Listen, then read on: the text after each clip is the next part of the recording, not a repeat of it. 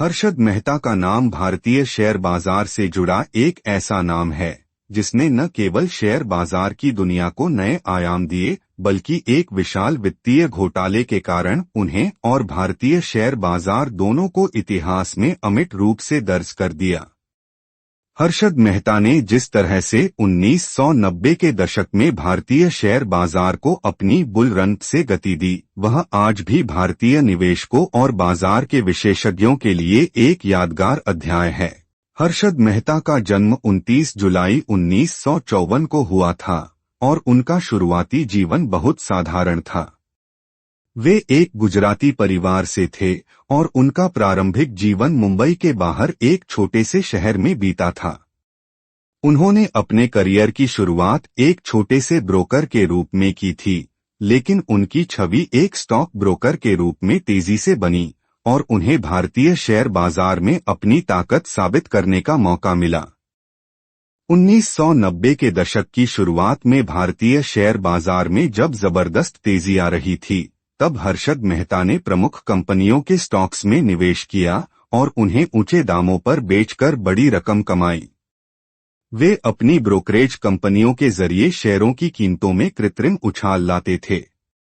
उनकी काबिलियत और प्रभाव ने उन्हें भारतीय पूंजी बाजार में एक ताकतवर शख्सियत बना दिया और हर्षद मेहता ने इस अवसर का पूरी तरह से फायदा उठाया। वे अपनी रणनीतियों, मैनिपुलेशन और बुल रन के कारण प्रसिद्ध हुए। उन्होंने भारतीय शेयर बाजार में निवेशकों को एक नई दिशा दी, जहां एक छोटे से निवेशक को भी बड़ा मुनाफा कमाने का सपना दिखाया गया। उनका जादू उस वक्त इतनी तेजी से फैल रहा था कि वे सीनियर ब्रोकर और बुल ऑफ मुंबई जैसे नामों से जाने जाते थे। हालांकि हर्षद मेहता का करियर उतार चढ़ाव से भरा था, उनकी प्रसिद्धि एक बड़े वित्तीय घोटाले में उलझकर रह गई। 1992 में यह खुलासा हुआ कि हर्षद मेहता ने बैंकिंग प्रणाली में बड़े पैमाने पर धोखाधड़ी की थी, जिसमें उन्होंने स्टॉक मार्केट में नकदी की कमी को पूरा करने के लिए फर्जी कागजात का उपयोग किया। उन्होंने बैंकों से 5,000 करोड़ रुपए का फंड लिया और इस धन का उपयोग शेयर बाजार में निवेश करने के लिए किया। इस घोटाले ने न केवल हर्षद मेहता की छवि को धूमिल किया, बल्कि भारतीय शेयर बाजार में विश्वास की कमी भी पैदा की। यह घोटाला भारतीय बैंकिंग और शेयर बाजार के लिए एक बड़ा झटका साबित हुआ। हर्षद मेहता ने भारतीय बैंकिंग प्रणाली में एक बड़ा फर्जीवाड़ा किया, जिसमें उन्होंने बैंकों से लाखों रुपए उधार लिए और उन पैसों का इस्तेमाल शेयर बाजार में निवेश करने के लिए किया। हर्षद मेहता ने बैंकों से फर्जी बैंक रिसीट्स के जरिए पैसे प्राप्त किए और उन पैसों का इस्तेमाल कर स्टॉक मार्केट में नकली मांग पैदा की। जब यह घोटाला उजागर हुआ, तो भारतीय बैंकिंग प्रणाली में हड़कंप मच गया और शेयर बाजार में भारी गिरावट आई। हर्षद मेहता के खिलाफ सबसे पहले एक एफआईआर, फर्स्ट इंफॉर्मेशन रिपोर्ट दर्ज की गई। सीबीआई, केंद्रीय जांच ब्यूरो और अन्य एजेंसियों ने मामले की जांच शुरू की। 1992 में हर्षद मेहता को गिरफ्तार किया गया और उन पर धोखाधड़ी, बैंक धोखाधड़ी और अन्य आर्थिक अपराधों के आरोप लगाए गए। हर्षद मेहता और उनके सहयोगियों पर आरोप था कि उन्होंने बैंकों के साथ मिलकर निवेशकों के पैसे का गलत तरीके से उपयोग किया। बैंकों से नकली बैंक गारंटीड पत्र प्राप्त करके शेयर बाजार में पैसे निवेश किए गए थे। इसके अलावा मेहता पर बैंकों से पैसे उधार लेकर शेयरों की कीमतों को कृत्रिम रूप से बढ़ाने का आरोप था।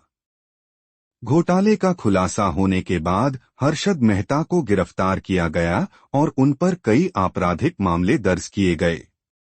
उन्हें जमानत मिलने के बावजूद उनका करियर पूरी तरह से खत्म हो गया। 1999 में हर्षद मेहता को भारतीय कानून द्वारा दोषी ठहराया गया था और उन्हें कई वर्षों तक मुकदमे का सामना करना पड़ा। हर्षद मेहता की जिंदगी का अंत काफी दुखद रूप से हुआ। 31 दिसंबर 2001 को वह तिहाड़ जेल में मृत पाए गए। उनकी मौत की वजह हार्ट अटैक बताई गई, हालांकि कुछ लोगों का मानना था कि यह हत्या भी हो सकती है। उनकी मौत के बाद भी उनके खिलाफ कई मामलों की सुनवाई जारी रही। हर्षद मेहता के खिलाफ कानूनी कार्रवाई के दौरान कई विवाद सामने आए थे। कई लोगों का यह भी कहना था कि उनका घोटाला केवल एक व्यक्ति का नहीं था, बल्कि इस घोटाले में और भी कई लोग शामिल थे, जिनका नाम सामने नहीं आया। हर्षद मेहता की गिरफ्तारी और सजा को लेकर कई कानूनी और राजनीतिक हलचलें भी हुईं। हर्षद मेहता का घोटाला भारतीय वित्तीय प्रणाली पर एक गहरा असर छोड़ गया। हर्षद का सपना था कि हर आम आदमी बाजार की ताकत को समझे और उससे फायदा उठाए, और यही उनकी सबसे बड़ी विरासत है। हर्षद मेहता की कहानी कोई साधारण कहानी नहीं है। यह हमें सोचने पर मजबूर करती है, क्या बड़ा सपना देखना गुनाह है, या फिर गुनाह है सपनों की कीमत ईमानदारी से न चुकाना? आप क्या सोचते हैं, इस पर हमें कमेंट में जरूर बताएं।